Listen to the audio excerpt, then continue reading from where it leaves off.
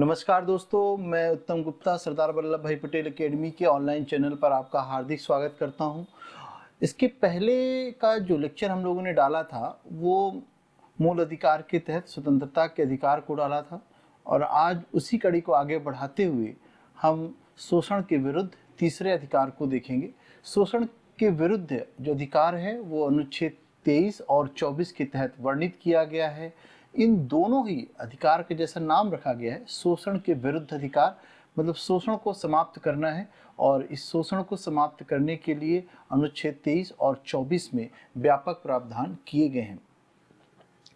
मैं यहाँ पे थोड़ा सा आपका ध्यान आकर्षित करना चाहूँगा कि जो पहला मूल अधिकार जिसको हम लोगों ने पढ़ा था वह समानता का अधिकार था।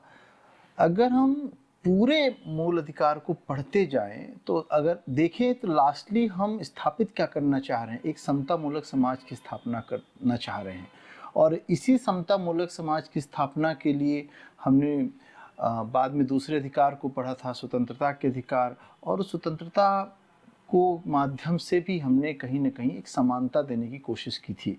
तीसरा जो अधिकार पढ़ रहे हैं, शोषण के विरुद्ध अधिकार। इस शोषण के विरुद्ध जो अधिकार दिया गया है मतलब शोषण मुक्त समाज की स्थापना करना है और इस शोषण मुक्त समाज की स्थापना करते हुए हमको एक समतामूलक समाज की ओर आगे बढ़ना है। कहने का तात्पर्य है समानता को स्थापित करना है। वैसे भी ध्यान रखिए, लोकतंत्र का सबसे स्ट्रॉन्ग पिलर होता है समानता, क्योंकि कहा जाता है कि समानता और न्याय दो ऐसे पहलू होते हैं जो एक दूसरे से जुड़े होते हैं। जहाँ समानता हट जाती है और वहाँ पर अन्याय होना शुरू हो जाता है, और इसी न्याय को प्राप्त करने के लिए शोषण के विरुद्ध अधिकार हमको दिए गए हैं। अनुच्छेद 23 में कहा गया, अनुच्छेद 23 को जब हम पढ़ने जा रहे हैं तो हमें ये ध्यान रखना है कि अनुच्छेद 23 के अंतर्गत दो उप अनुच्छेद को पढ़ेंगे, 23(1) और 23(2) को पढ़ेंगे। 23(1) जो है वह अधिकार की बात कर रहा है, जबकि 23(2) में अपवाद की बात कही जा रही है। 23(1) में कहा गया, देखिए इसकी वर्डिंग देखिए, इसमें कहा गया कि मानव के दुर्व्यापार, बेगार और बलात्श्रम का इसमें विरोध किया गया। कहा गया कि इसको किसी भी परिस्थिति में प्रमोट नहीं किया जाएगा। इसकी स्क्रीनशॉट ले सकते हैं, और इसका यदि उल्लंघन किसी ने किया, कहने का तात्पर्य ये है कि अगर किसी ने दुर्व्यापार, बेगार और बलात्श्रम को प्रैक्टिस में लाया तो इसको दंडनीय अपराध माना गया है, और देश के कानून के अनुसार जो भी उसके लिए दंड का प्रावधान किया गया है उस व्यक्ति को उसके लिए दंडित किया जाएगा। परीक्षा के दृष्टिकोण से यहाँ पे ये ध्यान देने वाली बात है कि तीनों टर्मिनोलॉजी का, दुर्व्यापार, बेगार और बलात्श्रम, इसका एक अर्थ होता है। अगर हम देखें दुर्व्यापार, दुर्व्यापार का मतलब क्या क्या लिया है यहाँ पर। दुर्व्यापार का मतलब ये हो गया कि मनुष्य को वस्तु के समान मानकर खरीदना व बेचना, इसको दुर्व्यापार कहा गया है। मानव दुर्व्यापार इसको कहा गया है। ये ध्यान रखिएगा, फिर से मैं रिपीट कर रहा हूँ कि मनुष्य को वस्तु के समान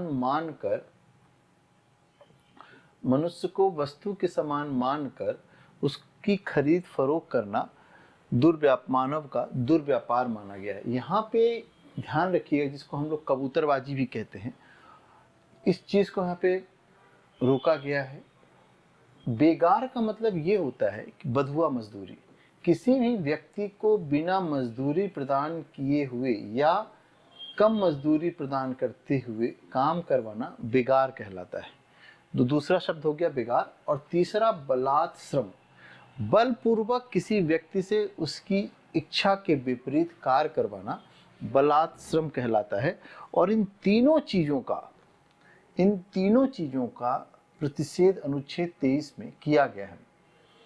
बलात्श्रम को थोड़ा सा और समझिए कि मान लीजिए कोई पर्टिकुलर जाति है और उस जाति से ये कहना कि तुम्हारी जाति का संबंध इस परिस्थिति या इस कार्य करने के लिए है, इसलिए तुम इसको करोगे ही, चाहे वो भले ही ना करना चाह रहा हो, इसको भी बलात्श्रम की कैटेगरी के अंतर्गत रखा गया है। अनुच्छेद 23 की और व्याख्या की गई और इसमें देवदासी प्रथा, वेश्यावृत्ति आदि कार्यों को भी जो है अपराध की श्रेणी में रखा गया है। कहने का तात्पर्य ये है कि किसी को भी अपना देवदासी बना लेना या किसी भी महिला से वेश्यावृत्ति करवाना या किसी बच्चे का यौन शोषण करवाना, ये सब जो है अनुच्छेद 23 के अंतर्गत इसको प्रतिबंध किया गया है और इसको दंडनीय माना गया है। लेकिन यहाँ पे हम लोग को ध्यान रखना चाहिए कि अनुच्छेद 23 अपने आप में एब्सोल्यूट नहीं है, अत्यांतिक नहीं है, बल्कि इसका अपवाद भी है। अपवाद कैसा होगा?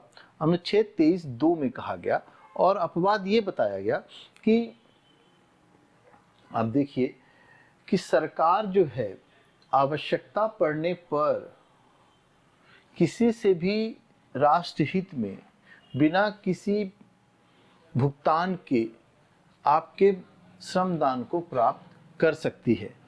लेकिन याद रखिएगा, जो ये सार्वजनिक सेवाएं हैं जो अनिवार्य रूप से अध्यारोपित की गई हैं, ऐसी सेवाएं प्राप्त करते समय सरकार धर्म, मूल वंश, जाति या वर्ग के आधार पर कोई भी भेद नहीं करेगा। इसको भी समझिए कि मान लीजिए कि कोई सेवाएं सरकार ने ले रही है आपसे, कि किसी शहर में भूकंप आ गया या कोई भी प्राकृतिक ऐसी आपदा आ गई जहां पर उस क्षेत्र के नागरिकों से सेवाएं प्राप्त करना है, तो ऐसी सेवाएं प्राप्त करते समय ये नहीं देखा जाएगा कि फलाना जाति के व्यक्ति से सेवाएं नहीं ली जाएंगी, फलाना धर्म के व्यक्ति से सेवाएं नहीं ली जाएंगी, बल्कि जो जैसा उपलब्ध होगा सबसे सेवाओं को प्राप्त किया जाएगा। तो ये अनुच्छेद 23 था, शोषण के विरुद्ध अधिकार का पहला अनुच्छेद था हमारा। इसके बाद आते हैं हम अनुच्छेद 24 में, जो कहता है कि 14 वर्ष तक के कम बच्चों को बारे में है, और कहता है कि इनसे किसी भी खतरनाक कार्य को करवाया नहीं जाएगा। यहाँ पे एक सबसे इम्पॉर्टेंट पॉइंट ये ध्यान रखना है हम लोगों को कि जो अनुच्छेद 24 है अपने आप में एब्सोल्यूट है, अर्थात इसका कोई भी अपवाद नहीं बताया गया है। तो अब हमें दो ऐसे अनुच्छेद मिल गए अभी तक पढ़ते पढ़ते जो एब्सोल्यूट कैटेगरी में रखे गए हैं, 17 और 24। ये दो अनुच्छेद ऐसे हैं जो कि एब्सोल्यूट हैं, इसके कोई अपवाद नहीं बताए गए हैं। ये भी ध्यान रखने वाली बात है कि 17 और 23 को जब हम लोग ने अभी पढ़ा है, ये दोनों ऐसे आर्टिकल हैं कि जो कि जिनका कहा गया कि इसमें वर्णित जो प्रावधान हैं जिसको मनाही इन आर्टिकल के तहत की गई है, अगर उसको कोई प्रैक्टिस में लाता है तो उसको अपराध घोषित किया गया है। तो ये दोनों क्वेश्चन आपसे पूछ लेता है कभी कभी कि कौन से दो अनुच्छेद हैं जो पूरी तरह से एब्सोल्यूट हैं और कौन से दो आर्टिकल हैं जो जिसकी प्रैक्टिस करना वो अपराध की श्रेणी में रखा गया है। तो 17 और 23 को अपराध की श्रेणी में रखा गया और 17 और 24 में जैसे हैं जो कि एब्सोल्यूट हैं। अब यहाँ पे समझिएगा कि एक तरह से बाल श्रम का निषेध कर रहा है, और इसी बाल श्रम के तो निषेध करने के लिए अनुच्छेद 24 की आजकल बड़ी व्यापक व्याख्या हो गई है। आप देखिए कि यूनाइटेड नेशन ने भी एक कॉन्फ्रेंस आयोजित कराया था, United nation conference on the child rights पर। ये हुआ था 1989 पर, यूएनओ ने करवाया, और इस यूएनओ ने जो समझौता हुआ उसको लागू किया गया 1990 में। भारत इस यूनाइटेड नेशन जो कॉन्फ्रेंस हुआ था ऑन द चाइल्ड डेवलपमेंट पे, उसमें शामिल हुआ जाकर के 1992 में। ये तीनों सन याद रखिएगा, यूएनओ ने जो कॉन्फ्रेंस आयोजित किया चाइल्ड राइट्स पर 1989 पे किया, फिर इसको लागू किया गया 1990, और भारत शामिल हुआ जाकर के इसमें 1992 में। भारत सरकार ने भी इसमें कदम उठाया, और 2005 में जा कर के देखिए 2005 में भारत में भी एक एक्ट पारित किया गया, चाइल्ड राइट प्रोटेक्शन एक्ट, इसको कहते हैं हम लोग चाइल्ड राइट प्रोटेक्शन एक्ट 2005। और इस अधिनियम में ये प्रावधान किया गया कि 3 तरह के प्रावधान इसमें किए गए मुख्य रूप से।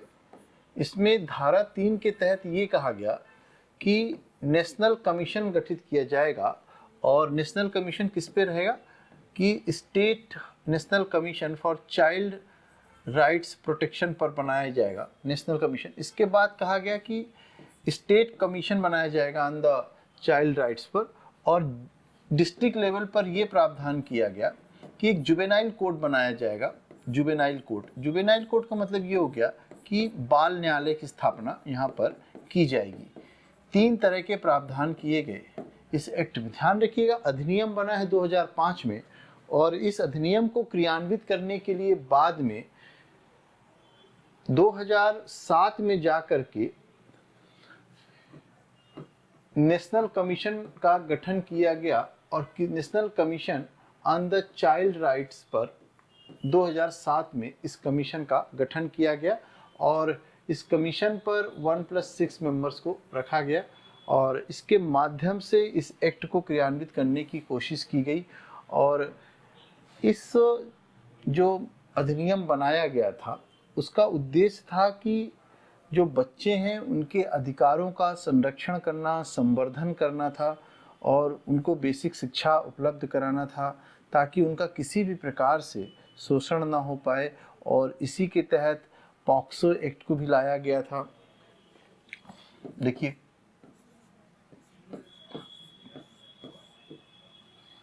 पॉक्सो एक्ट को भी लाया गया, और इसी सिलसिले में जाते हुए बाद में मध्य प्रदेश सरकार के द्वारा भी 2007 में बाल संरक्षण आयोग की स्थापना की गई। यहाँ पे हमें ये समझना है कि बच्चों के हितों को सुनिश्चित करने के लिए भी 86वां संविधान संशोधन किया गया, और 86वां संविधान संशोधन जब किया गया 2002 में, और इसके माध्यम से शिक्षा के अधिकार को दिया गया।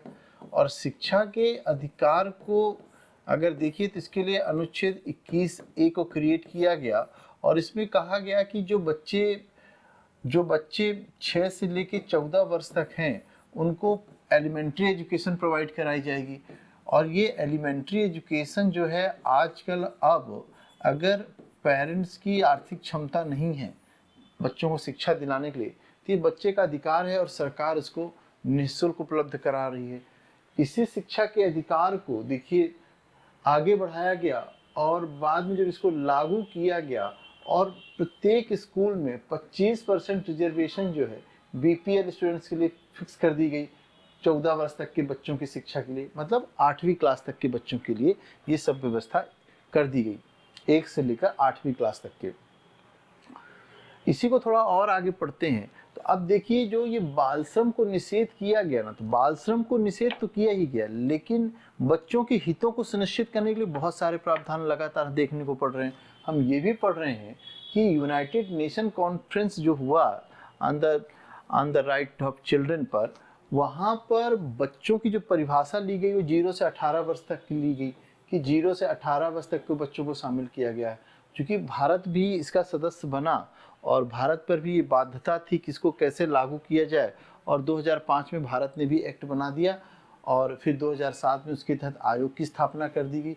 उसके पहले ही हम लोग देख रहे हैं 86वां संविधान संशोधन आया था। यद्यपि 86वें संविधान संशोधन को लागू किया गया 2010 से जाकर के, और 2010 में जाकर के प्रत्येक सरकारी और निजी स्कूलों पर भी ये लागू, ये ध्यान रखना है। और वहाँ पे कह दिया गया कि जो 8वीं क्लास तक की शिक्षा व्यवस्था है उसमें 25% जो सीट रहेंगी वह गरीब परिवार या बीपीएल परिवार के बच्चों के लिए रिजर्व रहेगी।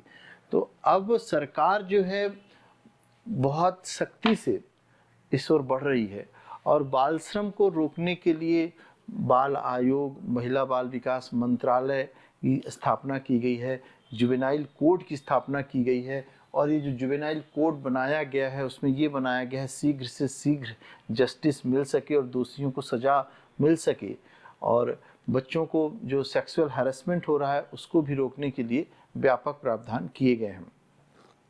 तो देखिए, ये शोषण के विरुद्ध हमने 24वां अनुच्छेद पढ़ा, और इस तरह से ये शोषण के विरुद्ध का अधिकार हमारा यहीं पर समाप्त होता है, और हम लोगों ने इसके तहत आर्टिकल 23 व 24 को पढ़ लिया है। अगला अधिकार आएगा हमारा धार्मिक स्वतंत्रता का अधिकार, जिसके तहत हम लोग 25 से लेके 28 तक अनुच्छेद पढ़ेंगे। उसमें देखेंगे कैसे कैसे धार्मिक स्वतंत्रता प्रदान की गई है। यहाँ पे हमें ये ध्यान रखना है कि भारत की प्रस्तावना में जो पंथ निरपेक्षता शब्द कहा गया है उसी पंथ निरपेक्षता की व्याख्या हम धार्मिक स्वतंत्रता के अधिकार के अंतर्गत पढ़ेंगे। आपको अभी तक में हम लोगों ने 3 अधिकारों का वर्णन यहाँ पे कर दिया है और अब चौथा, पांचवा, छठा अधिकार रहेगा जो आने वाले 3 लेक्चरों पर आपको देखने को मिलेंगे। आपको लेक्चर्स कैसे लग रहे हैं आप ज़रूर बताइए। इसको जब आप देखते हैं लेक्चर्स को तो आप कॉपी पेन लेके बैठिए। इसमें बहुत सारी चीज़ों को आप लिख करके एक मेंस की अपनी नोट्स तैयार कर सकते हैं और कोई भी डाउट हो कमेंट सेक्शन में पूछ सकते हैं। Thank you.